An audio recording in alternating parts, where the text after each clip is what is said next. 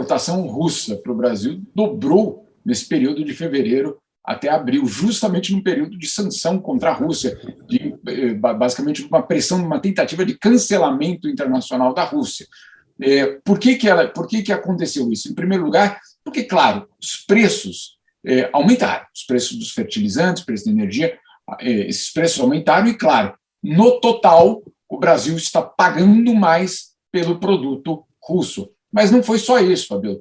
Com a safra, com o ano ainda longe de terminar no Brasil, obviamente, no que se refere à produção agrícola, muitos foram tentar antecipar a compra de fertilizantes, porque, claro, ninguém sabe o que vai acontecer no futuro e ninguém sabe o que vai acontecer com a Rússia especificamente.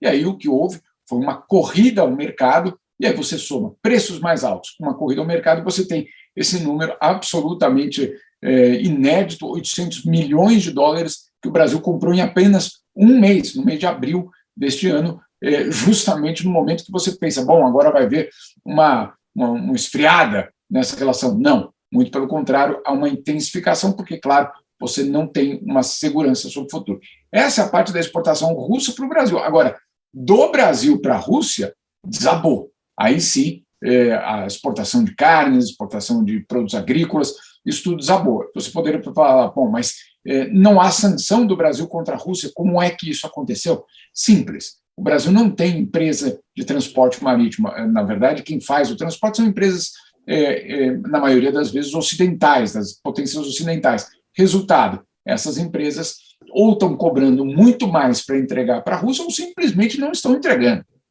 Simples assim.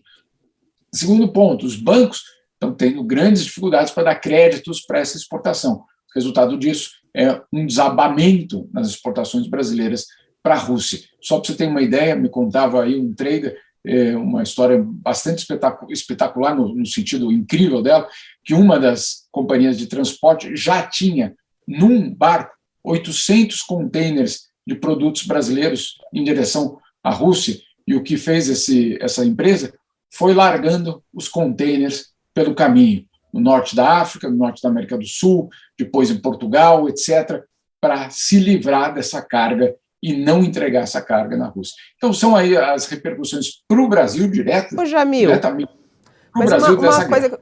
Isso daí tem a mão do Bolsonaro? Olha, assim, fica ainda difícil você determinar pelo seguinte, os fertilizantes nunca entraram nas sanções. Não há sanção contra fertilizantes. Nenhum país do mundo bloqueou a entrada. Nem os Estados Unidos. Não há sanção contra os fertilizantes russos, porque muita gente precisa em muito lugar do mundo. Agora, o que é que acontece? Mesmo sem uma sanção específica àquele produto, o que acontece é que você tem uma rede de efeitos e de constrangimentos que acabam, sim, gerando um preço mais alto. Então, o banco que não pode emprestar, a seguradora que tem dificuldade em segurar aquele transporte, a empresa, o porto, enfim, você tem toda uma situação em que fica difícil mesmo para aqueles que não aplicam sanções contra a Rússia. E aí, Jamil, o Brasil não pode ser acusado de estar desrespeitando deliberações da ONU, portanto, porque se os fertilizantes não estavam sob bloqueio, não há que fazer esse tipo de acusação ao Brasil. Absolutamente nenhuma acusação a ser feita. O que existe, sim, é uma sanção, inclusive, Josias, a ONU nunca chancelou nenhum tipo de sanção contra a Rússia. Então, por enquanto, quem não aplicar a sanção contra a Rússia e quiser fazer comércio, etc., adiante. O problema é o poder do Ocidente, que é o seguinte, muito bem, vocês querem comercializar com a Rússia, Banco X, muito bem, lembre-se que o escritório de vocês fica aqui em Nova York, né? Então, haverá algum tipo de, como diria em português tranquilo e claro, chantagem, né? Porque aí você tem uma situação em que você vai precisar escolher. E aí, normalmente, essas empresas escolhendo, claro, a potência ocidental no lugar da Rússia. É uma situação bastante dramática, porque você tem uma tentativa real de cancelamento de um país inteiro. E isso é inédito, pelo menos do tamanho desse país. Cancelar o Irã, sinceramente, é uma coisa. Já é complicado, mas é uma coisa. Agora, cancelar a Rússia, vamos ter muitas repercussões aí no comércio mundial.